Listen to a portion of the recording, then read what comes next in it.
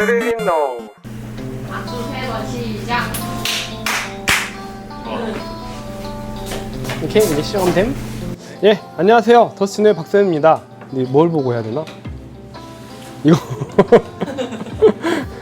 지금 오늘 저희가 이야기해볼 주제가 저희가 이제 항상 보면 인기가 많은 주제였는데, 일단 올해의 바이크, 2023년 올해의 바이크를 간략하게 짚고 넘어가 볼 것이고, 2024년, 내년이죠. 2024년 기대되는 바이크 몇 개인지 안 세봤네. 셋, 다섯, 8개. 와, 8개. 2024년 기대되는 바이크 8개를 이야기하게 될 것 같습니다. 그러면은 먼저 그 올해 바이크 후딱 이야기하고 2024년 기대되는 이제 바이크 이야기랑 업계의 어떤 트렌드, 그런 걸 좀 이야기해 볼게요.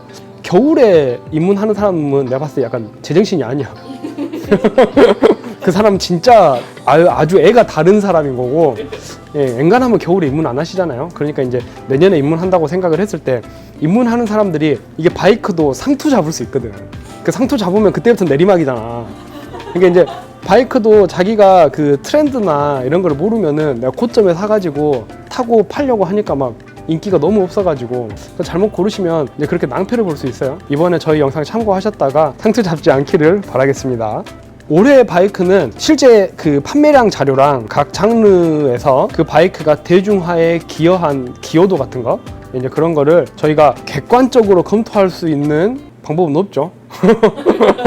그냥 주관적으로 판매량은 제가 찾아봤는데, 이제 그거를 얼마만큼 기여했는지는 뭐 이렇게 측정할 수가 없잖아. 우리가 뭐 리서치 센터가 있는 것도 아니고. 그러니까는 이제 제가 대충 이렇게 했으니까, 만약에 본인 생각과 다르다고 해도 너무 서운해하지 마세요. 2023년에 신차가 판매된 판매량 자료이기 때문에 지금 우리가 이제 눈에 보이는 바이크들이랑은 좀 다를 수 있어요. 왜냐면은 22년에 많이 팔렸을 수도 있고 21년에 많이 팔렸을 수도 있잖아요. 23년 기준이라는 거, 이제 그것도 한번 좀 감안을 하고 봐주시면 좋을 것 같아요. 그리고 또 한 가지, 시티 커뮤터로 분리되는 언더본이랑 그 스쿠터류는 뺐어요. 여기서 이야기하는 거는 뭐 배달로 쓰거나 이런 이야기를 하는 건 아니잖아요. 근데 사실 그 바이크는 이게 상용으로 판매가 된 건지 승용이나 레저로 판매된 건지 그걸 구분하기가 쉽지가 않아. 뭐 나름 저희가 공신력 있는 기관은 아니지만 좀 신경 썼습니다.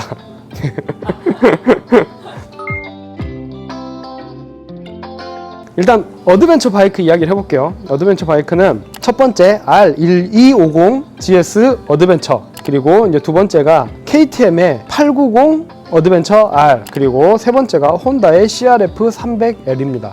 이제 이 세 개가 후보인데, 뭐가 올해 바이크에 들어갈 것 같아? 저는 CRF일 것 같아요. 나는 1250. 되게 우리나라 시장이 기형적인 게, 이 바이크가 3,700이야. KTM 890 어드벤처 R이 한 2,500 정도 하죠. CRF 300L이 한 800 조금 안 하지. 근데 판매량은 그 R1250 GS 어드벤처가 압도적으로 많습니다. 네, 압도적으로. 이게 이제 제가 개인적으로 뽑으면은 아마 GS 주긴 조금 어려울 것 같아요. 대중화에 대한 기여도, 이게 어드벤처에 대한 기여도가 아닐 수도 있어. 어찌됐든 바이크를 탐에 그래도 GS를 고르는 거는 단순히 이 사람이 그 도로로만 다니려고 하는 느낌보다 이걸로 좀 다른 걸 해보려고 하는 의지가 나는 있다고 봐. 그런 거에 대한 기여도, 그리고 실제 판매량이 압도적으로 많다는 거, 뭐 여러 가지를 고려했고, 그리고 올해가 아마 1250GS의 마지막 해가 되지 않을까. 왜냐면 이제 1300GS가 나왔기 때문에 많이 팔아먹었고 꿀 많이 빨았으니까 멋지게 은퇴해라 라는 의미로 올해의 어드벤처 바이크는 1250GS 어드벤처를 뽑도록 하겠습니다.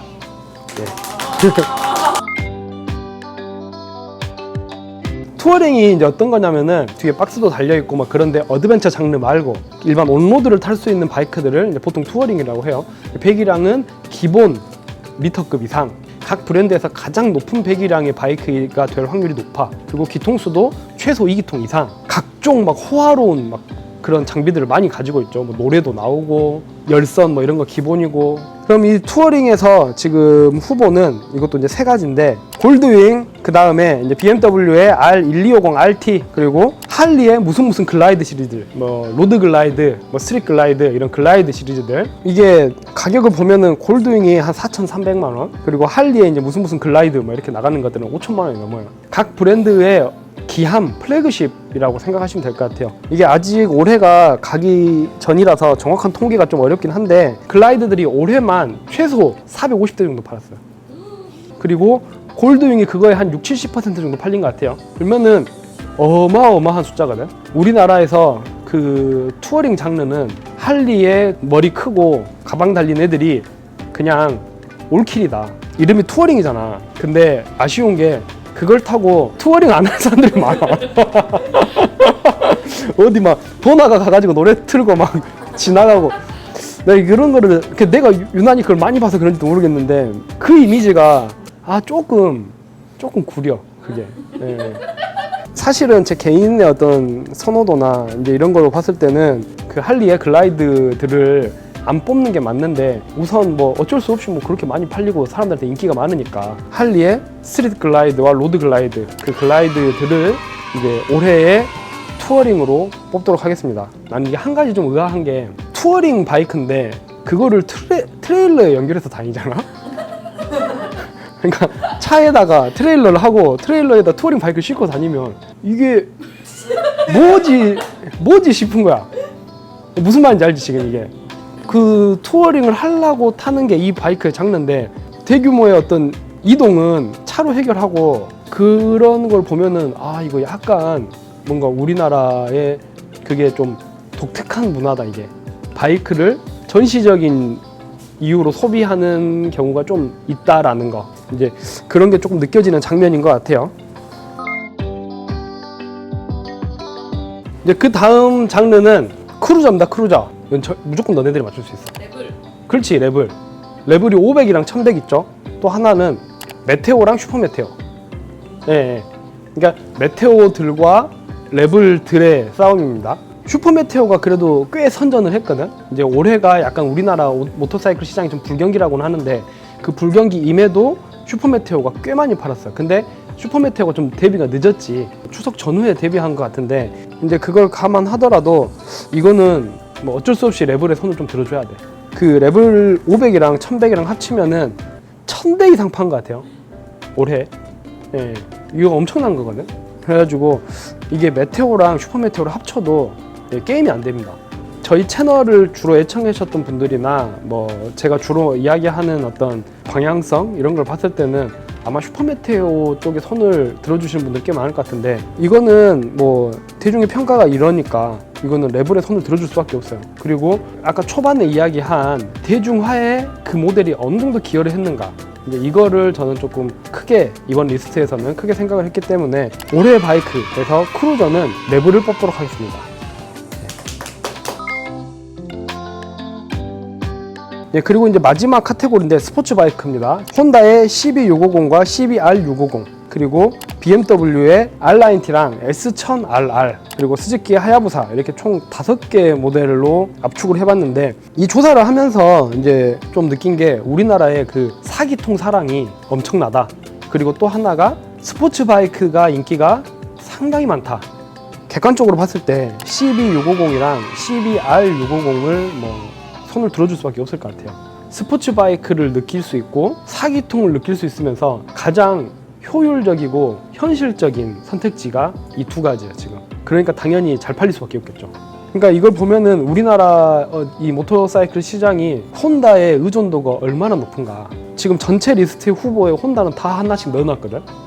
그 시티 커뮤터 그러니까는 언더본이나 스쿠터까지 이야기하면 또 혼다가 들어갈 확률이 매우 높아. 뭐 현재 국산 브랜드가 국산 브랜드가 없진 않지만 국산 브랜드가 제 기능을 못하고 있는 지금 이런 상황에서 거의 혼다가 국내 브랜드의 역할을 좀 대신하고 있지 않은가. 그 시장을 다 먹어버린 게 아닌가. 그리고 이거 좀 보니까 어떤 장르에서 어떤 바이크가 인기가 있는지 좀 알겠죠. 그러니까 만약에 장르별로 뽑는 게 아니고 올해의 바이크를 딱 한 대만 뽑아라 그러면은 아마 레벨이 돼야 될 거야. 네. 정말 상품성이 좋은 바이크다. 뭔가 딱히 대체제가 안 떠오르는 레벨만의 그 마켓이 있다라는 느낌이에요.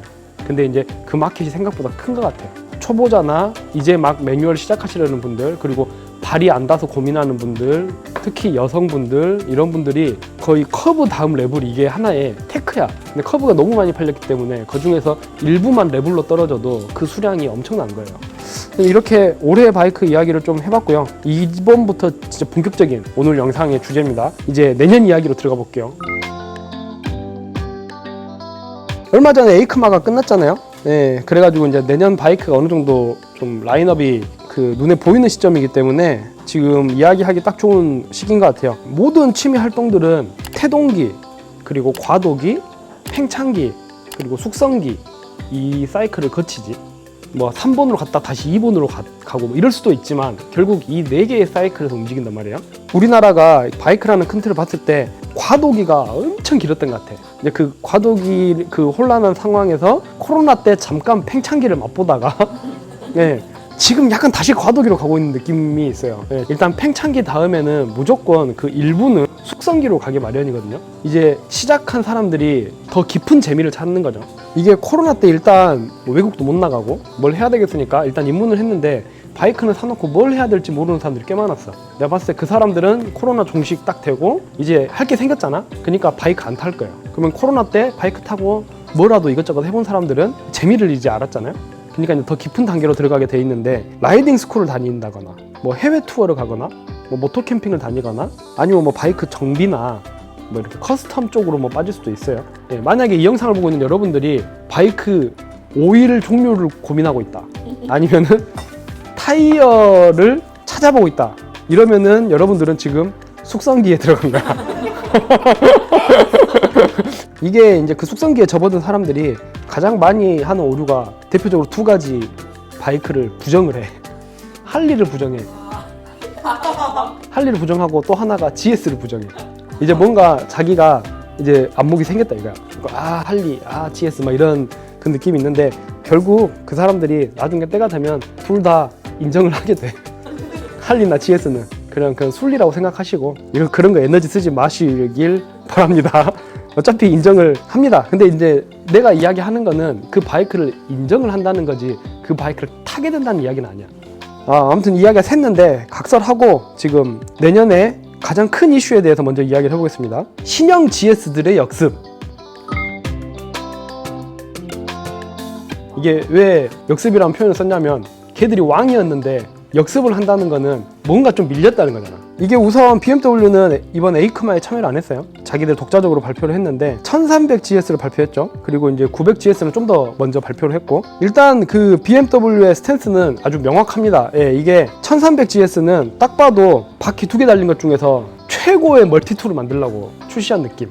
예, BMW GS의 이름은 갤란테랑 스트라세거든. 뭐 그 갤란테가 뭐 소위 뭐 인도나 뭐 그래블 이런 포장이 안 된 길을 갤란테, 그리고 스트라세는 그 포장이 된 길. 이제 그거를 의미해서 GS가 모델명이 된 거예요. 우리가 말하는 그 멀티툴에서 멀티의 부분은 실제 이 바이크의 물리적인 활용도를 이야기할 수도 있고 또 하나는 이미지적인 사회적인 지위라든가 어찌됐든 소비재이기 때문에 그런 게 포함이 안 될 수가 없거든. GS 타고 다니면서 이러진 않잖아. 막 이렇진 않잖아요. 그러니까 뭐 약간 그런 것까지 포함했을 때 그래도 돈 쓴 값어치를 하는 게 또 GS인 게 어쩔 수 없이 사실이기 때문에 그 물리적인 영역 빼고 그 모든 부분을 포함했을 때도 가장 범용성이 크죠. 그 커버를 하는 범위가 넓어. GS라는 바이크가. 900이 이번에 가장 신경을 많이 쓴 부분이 900GS가 어드벤처, 그러니까 오프로드 성능을 되게 강조를 많이 하고 있단 말이야. 무게를 가볍게 하고 이게 결국은 뭐를 의식했냐면은 890 어드벤처랑 그 테네레의 성공을 의식한 거예요. 그럼 내가 뭐 GS인데 내가 왕이었는데 결국 의식할 대상이 생겼다는 거는 밀렸다는 거잖아요. 그게 판매량이 아니고 이미지적인 부분에서. 그리고 이게 1300GS도 마찬가지입니다. 어떻게 예를 들면은 느낌이 바로 오냐면은 그 전에 850GS 어드벤처보다 이번에 1300, R1300GS가 오히려 10kg 정도 더 가벼워요. 바이크에서 10kg는 꽤 큰 거거든. 이번에 1300GS가 진짜 칼을 갈았다. 그러면은 900이랑 1300 중에 사람들이 많이 고민을 할 수도 있는데 그래도 아마 GS는 1300으로 갈 확률이 매우 높아. KTM 타는 사람이랑 그 소비 성향이 약간 다른데 KTM에서 1290 슈퍼 어드벤처랑 KTM의 890 어드벤처가 있으면은 이거는 사람들이 용도가 다르다라고 좀 인식하는 소비자들이 많은 반면에 BMW의 소비자는 어떻게 생각하냐면 이걸 그레이드라고 생각하는 경향이 좀 있어. 이거는 비싸고 고급, 그리고 이거는 조금 더 대중 모델. 용도로 보는 게 아니라 등급으로 보는 약간 그런 경향이 좀 있어가지고 BMW는 어쩔 수 없이 1300GS가 훨씬 많이 팔릴 겁니다. 아주 날카로운 질문이었어. 지금 이번에 1300GS랑 900GS를 보면서 언제 생각이 나냐면은 대충 한 17, 8년 전인데 BMW가 한번 진짜 미친 바이크를 내놓은 적이 있어요. HP2 엔듀로라는 모델인데 세계 최초의 그 에어쇼크에 들어간 그 어드벤처 바이크. 당시에 일단 GS가 한 2,000 중반이었거든. 근데 방금 이야기한 HP2 엔두로가 3,000이 넘었어. 그러니까 지금으로 따지면 그냥 바이크 가격이 5천만 원이 넘는 정도. 지금 GS나 어떤 박서 바이크를 가볍다라고 생각하는 사람은 없거든. 근데 이 HP2 엔두로가 지금도 이런 바이크를 못 만드는데 건조 중량이 175kg였어. 175kg. 진짜 그 박스 엔진이 실린 대형 엔두로 바이크를 만들어버린 느낌. 그래서 이게 정확히 누구를 의식했냐면 그때 KTM을 의식했어. KTM을. 원래 GS는 편의 장비라던가 어떤 그 라이더의 편의를 되게 신경을 많이 쓰는 브랜드였는데 극단적으로 다이어트를 하다 보니까 편의 장비가 아무것도 없었지. 달리기는 진짜 잘하는데, 근데 그게 사실 원래 KTM이 잘하던 분야였고, 그때 이제 KTM의 이제 주요 고객들이 돈이 좀 있는 그 부유층의 레저나 이런 거를 조금 터프하게 즐기고, 이런 사람들이 KTM에 대한 그 선호도가 높았단 말이야. 어떻게 보면 그게 BMW의 소비자랑 좀 겹쳐. 문제는 더 고성능 이미지를 KTM이 가져가고 있었던 거야. BMW가 보들보들하고 그냥 아무나 탈 수 있고 이런 느낌인데, KTM은 아무나 못 타고 좀 약간 이런 이미지를 가지고 있었던 거지. 유럽이나 이런 쪽 사람들이 보면 좀 도전적이잖아. 그러다 보니까는 KTM이 이미지가 실제 판매량과 상관없이 이미지가 좀 더 좋아지고 있었고, 근데 그거를 BMW가 경계를 해서 이 HP2 엔두로라는 모델을 출시를 했지. BMW가 처음에 했던 일이 뭐냐면은 이 바이크를 가지고 그 오스트리아 그 KTM의 텃밭인 에르츠버그 로데오에 가가지고 우승을 해버려. KTM도 원래 자기가 너무 잘하던 분야에서 뭔가 그 BMW한테 카운터 한 방 빵 맞았잖아. 또 바로 반격을 하지. 이름부터 950 슈퍼 엔두로 R. 너네 엔두로, 우리 슈퍼 엔두로. 그게 이제 BMW가 약간 여전히 그 치밀하고 어떤 공학자들이 되게 정밀하게 잘 만든 바이크를 출시한 게 HP2 엔두로라는 느낌이라면은, 약간 KTM은 미치광이 과학자가 광기에 휩싸여가지고 내가 나 빼고 다 죽여버리겠어. 약간 이런 느낌으로 출시한 바이크가 950 슈퍼 엔두로 R이었어. 지금 KTM 매니아들한테는 아직도 그 슈퍼 엔두로 R은 전설의 어떤 반열에 올라가 있는, KTM이 사실 그 과격한 바이크라는 이미지를 갖고 있는데, 지금 KTM은 진짜 많이 친절해졌지. 그때 아까 그 HP2 엔두로랑 다이다이 뜰 때만 해도 그때 도끼가 바짝 올라 있을 때거든. 그러니까 진짜 괴물 같은 바이크를 내버린 거야. 그러니까 이게 전설이 안 될 수가 없지. 근데 아무튼 이번에 그 1300 그 GS를 보면은 이제 방향성은 많이 다르지만, 그때는 막 극단적인 다이어트를 해가지고 막 편의 장비까지 희생하면서, 이번에는 대중성을 충분히, 상품성을 충분히 갖추면서 예전에 그 HP2 엔두로를 출시할 때 그 도끼가 느껴진다는 거야. 1300 그 GS에서. 실제 그 바이크로 홈로로 가려고 사는 사람도 있지만, 그냥 그 바이크가 가지고 있는 그 이미지가 좋아서 사는 사람도 꽤 많거든. 실제 어떤 바이크의 세일즈에 그 이미지가 차지하고 있는 게 얼마나 중요한지 그 BMW도 원래도 잘 알고 있었지만, 이번 더 좀 뼈저리게 느낀 그 결과물들이지 않나. 이게 사실 그 모든 모터사이클이 마찬가지지만, 특히나 이런 어드벤처 장르를 구입할 때 그 구매를 결정짓는 가장 큰 기로가 뭔지 알아? 그 사람의 그게 상상력이야. 어떤 상상을 하는 거지. 내가 저 바이크를 탔을 때 내가 이런 것도 할 수 있을 것 같고, 뭐 저런 것도 할 수 있을 것 같고, 이게 내가 될 것 같고, 실제로 그걸 못할지언정 그 상상력이 동원되는 바이크를 결국 그 소비자는 사게 돼 있어. BMW가 그 상상력에서 많은 지분을 뺏긴 거야. 1300 GS가 디자인 때문에 지금 말이 많은데 잘 팔릴 것 같죠? 뭐 잘 팔릴 것 같아요. 그 KTM이나 그 다른 브랜드랑 좀 나눠 가져갔던 그 상상력을 BMW가 이번 GS 시리즈들로 얼마만큼 다시 회수해 오는가. 예. 어떻게 보면 판매량보다 그게 더 관건일 것 같아. 예. 그게 진짜 승부처인 것 같습니다.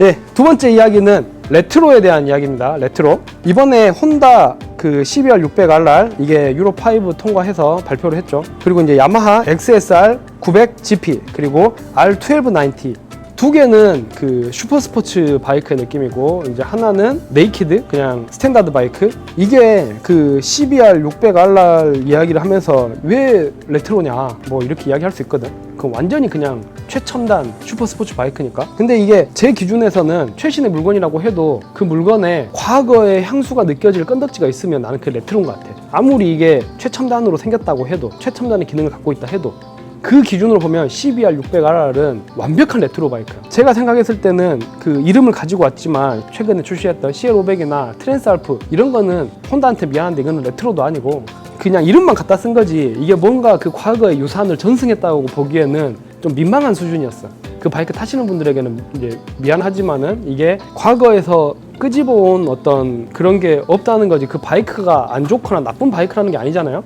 오히려 이번에 그 CBR 600RR은 그 과거의 느낌이 물씬 나는 바이크였습니다. 이게 CBR 600RR 이야기를 잠깐 해보자면 우리나라에서 가장 유명한 이름 중 하나야. 왜냐면은 정우성이 비트에서 이 팔 벌린 바이크가 CBR 600이거든. 그게 그 바이크. 그게. 근데 이제 그거는 CBR 600 F3라는 모델이고 이제 그거는 그 슈퍼 스포츠 바이크보다는 그런 스포츠 라이딩을 하는 좀 더 편한 바이크.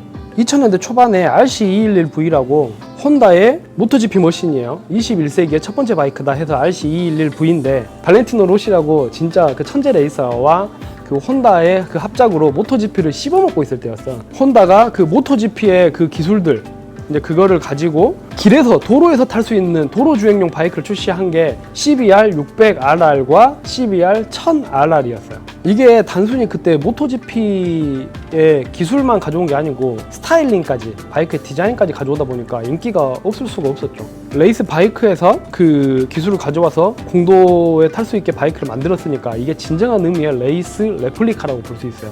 레플리카가 복제품이라는 뜻이잖아. 그 CBR 같은 경우에는 1000도 인기가 있었고 600도 인기가 있었어요. 보통은 그렇게 되면은 1000을 살 돈이 없어서 600을 샀다 약간 이런 느낌이 좀 있잖아. 근데 이거는 완전히 그냥 주행 특성이 달라가지고 그 1000의 팬덤이 있고 600의 팬덤이 따로 있을 정도. 그래서 굉장히 인기가 많았어요. 이게 이번에 유로5 CBR 600RR 출시를 보면서 예전의 스타일링을 그대로 잘 답습했고 그리고 이제 우리나라 소비자들의 아까 말한 그 사기통 사랑과 스포츠 바이크 사랑 이게 이제 유난하기 때문에 그리고 이제 밀레니엄 시절에 이제 딱 제 나이인데 그때 그 미들급 파이어블레이드에 대한 그 향수가 있는 사람들 이건 진짜 향수야. 왜냐면 그때 우리 같은 사람들은 뭐 대학생이거나 뭐 사회초년생이거나 아니면 뭐 고등학생일 수도 있고 그때 돈이 없어서 못 사는 거지. 그 바이크를 동경하는데 지금 이제 거의 한 20년 가까이 시간이 흐르면서 살 수 있게 된 이제 경제력을 갖춘 그러니까 이 모든 조건이 맞아가지고 아마 CBR 600RR은 출시가 되면 엄청나게 인기가 많을 것 같아요. 그 다음 레트로에서 이야기할 바이크는 야마하의 XSR 900GP입니다. 디자인이 미쳤습니다. 그냥 보자마자 저는 완전히 꽂혀가지고 예전에 이제 이런 장르의 커스텀 바이크들이나 아니면은 컨셉 바이크에서 봤던 디자인을 지금 야마하에서 출시를 했어요. 그냥 양산 바이크로. 이건 진짜 이뻐요. 그냥 디자인은 제가 지금 뭐 영상에서 나가고 있을 건데 일본인들이 가장 사랑하는 외국인 중 한 명이죠. 케니 로버츠. 이번에 우리가 아소 그 케니 카페 갔잖아. 그 케니 로버츠가 탔던 레이스 머신이었는데 그거를 100% 전승했다라고 보기에는 이제 바이크 구성이나 이런 게 좀 다르지만 디자인적으로 봤을 때는 전승했다고 보는 게 좀 맞을 것 같아요. 근데 저는 이게 너무 좋은 거예요. 사실 XSR 900이면 이게 절대 우리가 일반인이 다뤘을 때 퍼포먼스가 떨어지지가 않거든요. 우리한테 친절한데 레트로로 당시 무드를 가져왔어요. 그래서 저는 이 바이크가 꼭 우리나라에 출시를 해줬으면 좋겠어요. 또 한 가지 희망적인 거는 이게 테네레랑 비슷한데 이게 아마 XSR 700 베이스로 나왔으면 우리나라 출시하기 좀 힘들었을 수도 있어. 근데 이게 XSR 900 베이스이기 때문에 우리나라에 출시할 수 있는 가능성이 좀 높다. 그래서 저는 꼭 이 모델이 우리나라에 출시를 해줬으면 좋겠다. 얘네 그 오피셜 영상을 보면은 얘네들이 뭘 노리고 이 바이크를 출시했는지 그 비디오 보면 그냥 설명이 딱 돼. 그러니까 이거는 뭐 뻑이 안 갈 수가 없지. 그리고 레트로의 마지막 주제가 이제 R1290입니다. 저는 아마 내년도에 그 클래식 이런 레트로 바이크가 인기가 꽤 다시 복구가 될 것 같아. 사실 약간 좀 클래식이나 레트로 바이크들이 인기가 좀 수그러들고 있었거든요. R1290의 출시가 장르의 인기를 견인할 정도로 이게 R90가 2014년에 출시를 했거든. 저도 R90를 이제 2대째 소유를 하고 탔었는데 그 바이크의 출시 이전과 이후로 클래식 바이크 씬의 분위기가 바뀔 정도로 굉장히 큰 사건이었어요. R90가. 그래서 R1290의 출시가 굉장히 기대가 되고 이거는 인기가 없을 수가 없다. 바이크에 관심 없는 사람들, 안 타는 사람들, 그리고 여자들 이런 사람들 봤을 때 우와 그 바이크 이쁘다. 그건 디자인이 진짜 잘 된 바이크거든. 근데 R90가 꼭 그래. 오도리들이 봤을 때 이쁜 바이크는 오히려 대중적으로는 디자인이 구릴 확률이 좀 있어. 누가 봐도 이쁠 수 있는 그런 바이크. 그리고 충분히 좋은 성능, 충분히 갖추고 있는 감성, 또 엄청나게 많은 애프터 파츠들이 나올 거야. 그래서 이걸 입맛에 맞게 레고처럼 꼈다 뺐다 하기가 좋겠죠. 이제 그러니까는 인기가 없을 수가 없을 겁니다. 그래서 이게 그 클래식 레트로 바이크 장르의 분위기를 견인할 수 있을 정도로 저는 인기가 많을 거라고 생각하기 때문에 내년도에 기대되는 바이크 8대 중에 R1290를 넣었어요. 이제 마지막 주제. 이게 우리나라 금융시장이 뭐 1금융, 2금융, 3금융 이렇게 있잖아. 그러면 이제 모터사이클도 약간 그런 느낌이 있잖아요. 1금융이 뭐 혼다, BMW, 뭐 이런 할리 데이비슨, 뭐 이런 애들이 뭐 1금융일 수도 있고, 2금융이 내가 봤을 때는 약간 트라이엄프. 예, 유명은 하지만 규모가 아직 그 정도는 안 되는 뭐 두카티도 2금융 정도 느낌. 뭐 로얄 엔필드는 약간 카카오머니 아니 카카오페이 같은 느낌인가? 그 로얄 엔필드 그리고 이번에 뭐 CF 모토, 보그 이거 이야기를 해볼 건데 이게 이번에 그 기대작이 진짜 쏟아졌습니다. 하나가 이제 히말라얀 450, 그 보그의 300 랠리는 이제 외국에서는 이미 출시가 돼서 이미 지금 어느 정도 검증이 돼버렸더라고. 이 바이크가 상당히 그 평가가 좋아요. 그리고 이제 CF 모토의 450 MT라는 모델. 이제 이 셋 다 그 어드벤처 바이크인데 메이저 브랜드를 진짜 이렇게 보내버릴 수 있을 정도로 진짜 그 강력한 바이크가 나왔어요. 그 빅 듀얼 장르들이 이제 추세가 어떻게 되냐면 부드럽고 친절하게 쉽게 약간 이게 트렌드였는데 소형 바이크들은 이미 친절함을 갖추고 있기 때문에 얘들이 뭐를 칼을 갈았냐면 강력하게를 갈고 나온 거야. 히말라얀 450도 그 강력하게를 엄청나게 보강을 했어요. 그 450 MT 같은 경우도 충분히 파워풀하다. 예, 이렇게 말할 수 있는 바이크. 예, CF 모토 450 MT 이야기를 따로 조금 더 해보려고 합니다. 저 개인적으로 2024년 가장 기대되는 바이크 1위인데요. 이게 정확히 기존에 국내에 공급이 전혀 없던 사양이거든요. 시트고가 어드벤처 치고 굉장히 낮으면서 175kg으로 좀 무게도 많이 가벼워요. 그리고 앞뒤 휠이 가장 적극적인 오프로드 세팅인 2118이란 말이죠. 그리고 이런 바이크에서 가장 중요한 부품 중 하나가 바로 서스펜션인데 야마하 테네레, 뭐 두카티 데저트 X, 아프릴리아 투아렉 660처럼 요즘 어드벤처용 서스펜션으로 한참 물이 오른 가야바에서 이걸 또 공급을 했더라고요. 충분히 힘이 있는 450cc 그리고 병렬 트윈 엔진이니까 공도도 굉장히 편할 거고, 이 CF 모토에서 출시했으니까 가격적인 부분도 상당히 뭐 괜찮을 것 같아요. 그러니까 이걸 종합하면 무슨 뜻이냐면 공도 주행이 충분히 편한데 적극적인 어드벤처 주행도 초보자부터 충분히 가능할 바이크라는 뜻입니다. 약간 어드벤처에서 레벨 같은 바이크, 네, 딱 그 정도 느낌이에요. 그 보그의 300 랠리 같은 경우에는 라이벌을 압도할 정도로 강력하긴 좀 어려울 것 같아요. 근데 이거는 그냥 그 충분한 정도. 근데 주파성이 되게 높을 것 같습니다. 그 이 세 개 모델이 내년에 제가 생각했을 때 한국에서 가장 기대되는 기대작인데, 어떻게 보면 자기들이 메이저 브랜드가 아니니까 이런 도전적인 모델을 또 만들 수 있는 것 같아요. 메이저 브랜드는 기존에 그 활성화된 시장으로 들어가도 티켓 파워가 있으니까 그거에 대한 고민이 없는데, 이런 지금 치고 올라와야 되는 브랜드들은 틈새를 들어가려고 하는 성질이 있거든요. 그래서 지금 히말라얀 450도 듀얼 스포츠 장르와 우리가 이제 듀얼 퍼포즈 장르, 그러니까 어드벤처 바이크 어떤 그 사이에 위치한 느낌이에요. 근데 약간 듀얼 스포츠 쪽에 좀 더 가까운 것 같아요.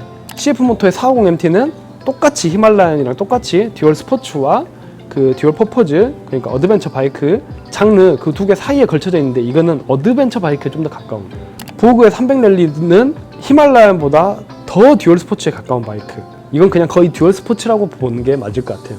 우리나라 같이 듀얼 스포츠 불모지에 현재 CRF 300 하나밖에 없었거든. 근데 그거의 라이벌이 나왔다는 거, 구체적인 가격을 이야기하기는 어렵지만 굉장한 가격에 출시된다고 저는 이야기를 들어가지고 뭐 여러 가지 의미로 기대가 됩니다. 내년에 우리나라에서 이 바이크들이 상반기에 출시될지 하반기에 출시될지 모르겠는데, 뭐 상반기에 출시된다고 하면 내년에 우리나라 바이크, 특히 어드벤처 시장은 엄청난 그 레벨업을 이룰 것 같아요. 입문하고 싶은 사람들이 꽤 있는데 이 사람들한테 굉장히 좋은 도구가 주어진 느낌이에요. 지금 내년에 이 친구들을 한번 기대를 해보셔도 좋을 것 같아요. 이상 그 2023년 올해 바이크랑 2024년 기대되는 바이크 세 가지 카테고리를 묶어서 한번 말씀을 드려봤어요. 네, 오늘 영상이 여러분들한테 좀 즐겁고 유익하고 좀 재밌는 영상이 됐으면 좋겠고요. 네, 이번 영상에 대해서 뭐 궁금한 내용이나 또 여러분들이 남기고 싶은 의견이 있으면 댓글로 남겨주시면은 뭐 저도 아는 선에서 의견을 또 공유할 수 있으면 좋을 것 같습니다. 다른 사람들이 또 많이 댓글을 봐주시니까 예, 본인이 알고 있는 내용 있으면 또 써주셔도 좋고요. 구독, 좋아요, 알림 설정은 하든가 말든가 일단 구독은 해주세요. 네, 그럼 다음 영상도 많이 기대해 주시고요. 다음 영상 진짜 재밌을 예정입니다. 네. 그럼 이상 더스티노의 박쌤이었습니다. 부릉부릉! 아이, 고생했습니다.